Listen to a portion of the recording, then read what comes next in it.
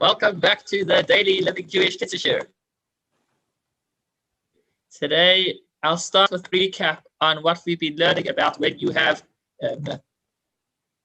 grains, wheat, barley, oats, spelt, or rye in your food, which will bring us to an additional discussion, which is, well, when you're eating different types of food, what requires its own bracha? Or if you're only making one bracha, what should that bracha be on?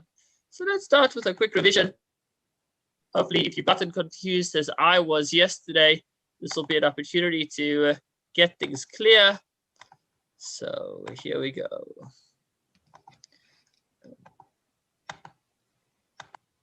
So mezaidah spread. That was a discussion in the first 4 halachos.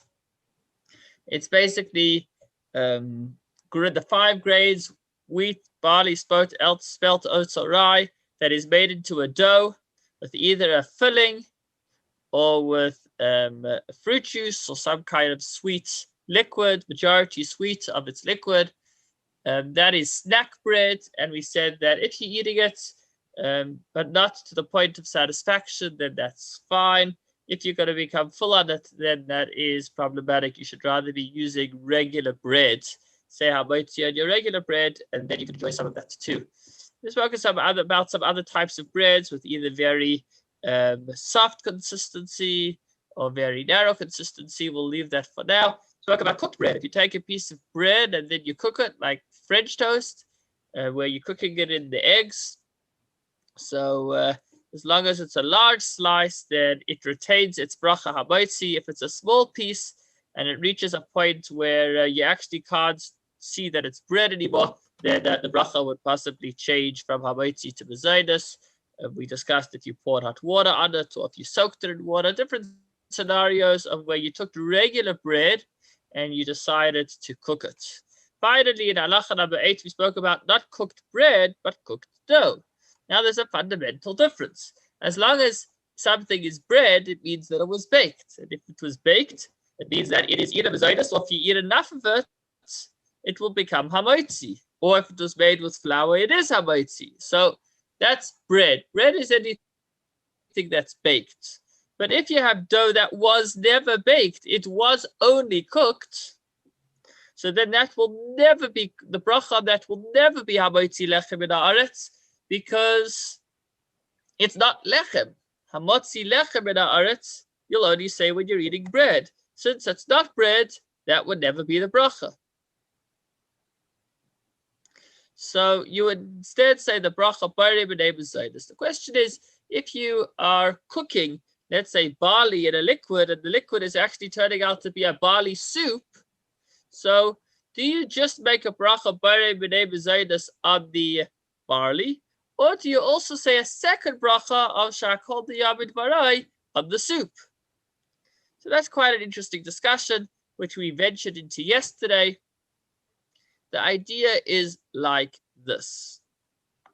As long as you're just cooking up some barley and there's some liquid as well, then that liquid definitely will not require its own bracha. Why not? Because since the normal way to cook barley is in liquids, and when you eat not just the barley, but the liquid that was cooked with it, it's considered an extension of the barley. So although you may take a clear cup of clear water that was cooked with this barley, still you would not make a bracha on that liquid as you would if you were having a cup of regular water. Usually if you have a cup of water, you'd say the bracha Baruch atah Hashem Elokeinu melech haolam she'akol diyamid barai. And this cup of water, you will not be saying Baruch atah Hashem Elokeinu melech haolam she'akol diyamid barai, because we don't view it as an independent food. Rather, we see that as part of the barley that you're cooking. So once you say a bracha barei b'nei mezaidas on the barley, then that covers the liquid as well, even though you're having a cup of that liquid. But that's provided that your intention was to eat barley. If your intention isn't to eat barley, but your intention is actually to eat clear barley soup, meaning you really just want to have the liquid, you like the taste of barley soup, but you're actually planning on just having the soup without the barley, So then it would be illogical to say that the soup is secondary to the food, because that clearly is not the case. You're not looking to eat barley. You're looking to have the liquid that's flavored by barley. Maybe it's beer, but I think beer usually it's ground first. So that's a little different. We'll speak about that soon. But you're looking to have barley flavored liquid. You're looking to have clear barley soup. So since your intention is clearly not the barley, we're not going to say that by making a bracha on the barley, it covers the liquids, because in this scenario, the liquid is not viewed as an extension of the barley. Rather, the liquid is the main product that you're looking to make. This touches on quite a complex topic in halacha, which is when it comes to eating, what's the primary food and what's the secondary food. So if you're looking to eat barley, then we'll say that the soup that it's cooked with is secondary to the barley.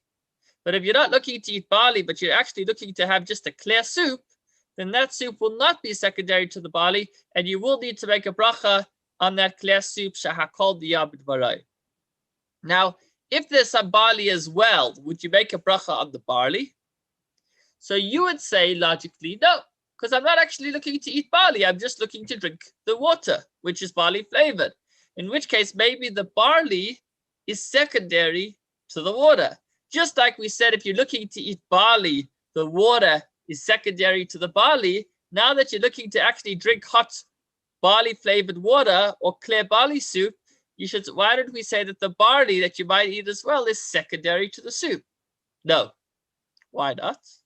The rabbi said that the 5 grains of wheat, barley, oats, spelt, and rye have an inherent value, an inherent significance, in that they rarely become insignificant. They rarely become secondary. So in this scenario, you're actually going to make a bracha on both. First, you'll make the bracha on the clear water, sha'akol diyabit varay, the barley water, and then you'll say a second bracha on the barley, varay b'nei bezonot. Now, later we'll learn about the order of brachas. Usually, first you would make a bracha varay b'nei bezonot and then shahakol, but we'll learn about that later. But in this scenario, your primary objective was to have clear barley soup. So without the barley, that was your objective. It wasn't just to have some barley with soup on the side. So you'll first make a shahakol of the liquid, and then you'll say a barei b'nei bezaydas on the barley. I hope that I have clarified things. Is that making sense? Yes. Okay. Let's see how we take this a step further.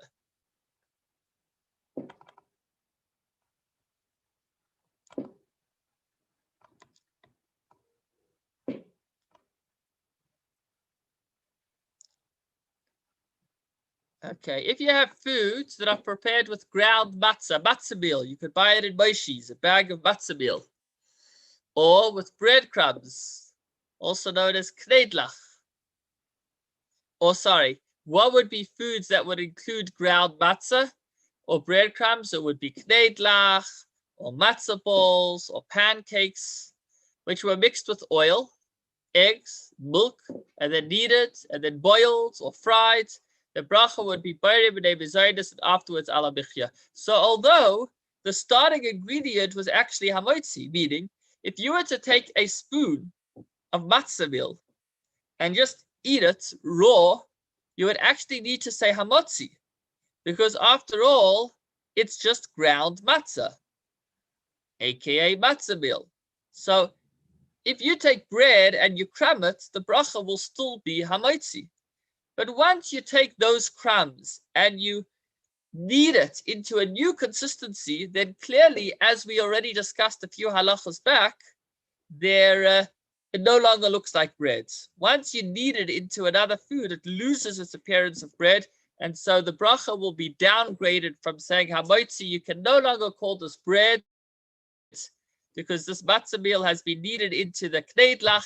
Instead, on the kneidlach, you would say the bracha that you make on the 5 grains when they are not baked, which is barei b'nei bezaydas. So it's kind of like it's gone back to its flour state. If you take regular wheat flour and you cook it, then we said the bracha is thank you Hashem for b'nei bezaydas, different types of grains, different types of satiating foods. So although Again, if you had a spoon of raw matzah meal, you would say hamotzi, because after all, it's breadcrumbs. Matzah is a form of bread, and so matzah meal is breadcrumbs.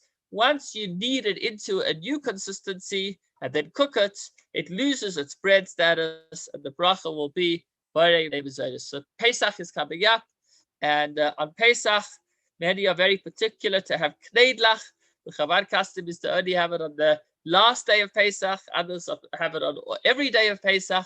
So when you make your kneidlach, you just, let's say you have extra matzah, you bought more matzah than necessary, and you crush up your matzah, then quite fascinatingly, the bracha will change from hamotzi to mezainis. Or if you're making matzah brai, have you ever heard of matzah brai? Popular dish where you take matzah, lots of matzah, and lots of eggs, and you put it into a pan, and it comes out like a matzah kugel. So all of these things, although it's matzah, if it was ground or cooked to the point where it was kneaded and you don't see its original form, the bracha is downgraded from hamotzi to mezainis. Okay. Now, what happens if you've got different foods mixed together? What is the bracha gonna be? So you've got different foods. What's the bracha? If food made of one of the grains was boiled with other foods, such as bits of dough, with green peas or dried beans, like barley with green peas and dried beans, meaning you're making, let's say, a barley soup. I guess you have some barley and you also have some other vegetables in there. Even if the other food, the peas or the beans, is the major ingredient, nevertheless, since each is separate unto itself, it requires two brachas. First, on some of the bits of dough, make the bracha Borei B'nei B'zayis and eat them. And then on some of the beans, you make the bracha Borei Pri Adama and you eat them separately. And then you eat them together. Okay, so, this is not so clear. I think this is where the two foods remain somewhat distinct. Meaning, you have two things in the pan. You have some barley and some vegetables, as we'll probably proceed to say. After that, you may eat them together, and the soup in which they were cooked is secondary and doesn't require bracha. You wouldn't make a bracha on the liquid. But if they dissolve, they were totally merged together into a new food form. For instance, a dish that is prepared by mixing flour, eggs, cheese, and then boiled or fried, like pancakes or blitzes, even though the flour is the lesser quantity, since it is made of one of the 5 grains, then, okay, so let me say this in my own words. If you have different foods that are being cooked, but they're each distinct, then they would possibly each require their own bracha. But if you have one food, for example, I guess like he says, a pancake where there is a little bit of flour and maybe a lot of eggs or whatever the consistency is, so you can only make one bracha because it's already been made into one mass. Once it's made into one mass, you can't start making different brachas, because when you make a bracha, you need to have the thing in your hand before you make the bracha on it. So only one bracha could be made because now it's only one mass. What will that bracha be? So he says, as I mentioned before, wheat, barley, oat, spelt, and rye have an intrinsic value, and therefore anytime they are added to any type of food to make it more satiating or to add taste, then the bracha of that food will be Borei B'nei B'zayis. But that's if it's there to add taste or to make it more filling. If it's only added as a binder or a thickener, as is done to prepare various sauces with a small amount of flour, and similarly baked confections that are made with almonds, sugar, and eggs with a little flour added merely as a binder, then the flour loses its identity and the bracha is made of major ingredients only. I'll discuss this again in a moment outside. The same applies to gravy or sauce that is boiled or fried with some flour, browned and fried in butter. The bracha is on the sauce, which is shahakol. But if you pick out the bits of brown flour and eat them separately, then they would require their own bracha. So let me share this in my own words. And that brings us to the end of the section. It's a little bit complex. So we started by talking about where the two foods were distinct, but if the foods are made into a single compound, then we say that you can only make one bracha. Now, what will that bracha be? So as long as there's any wheat, barley, oats, spelt, or rye in there, and the reason that the wheat, barley, spelt, oats, or rye is there is in order to either add flavor or to make it more satisfying, then the bracha will always be barei b'nei mezaidas. If the flour of wheat, barley, oats, spelt, or rye was not added to make it more tasty or to make it more satisfying, it was only added as an agent to help with the consistency, to help the food stick together, then that is considered secondary. It's as if the wheat or barley is not there and you would make the other bracha. What is an example of this? Licorice. There's a debate amongst different rabbis and maybe it also on different types of licorice, what the bracha on licorice is. Why? Licorice is a sweet which contains within it wheat. The debate is, why is the wheat being added to the licorice? Is the wheat being added to add flavor or to make it more satisfying? Or is the wheat being only added as a binder? That will determine what the bracha on licorice is. If the wheat in the licorice is being added to add taste or to make it more filling, then the bracha would be barei b'nei mezaidas. If the wheat in licorice is being added just to hold it together, then the bracha would be shakol diyamin barayas. So if you wanted to know what to do, I guess you would need to call out the factory. Maybe different licorices are made with slightly different ways, and ask them, why are you adding flour to your products? And when you speak to the right person and you get an accurate answer of why the flour is being added, that will determine what bracha is made. Not how much flour is being added, but why the flour is being added.